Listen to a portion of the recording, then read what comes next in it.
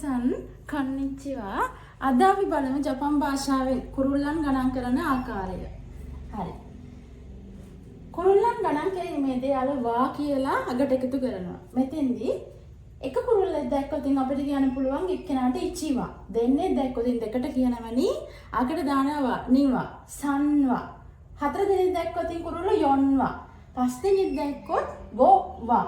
හය දෙනෙක් දැක්කොත් රොකුවා. ඊළඟට හත් දෙනෙක් දැක්කොත් නනවා. ඊළඟට 8 දෙනෙක් හචීවා.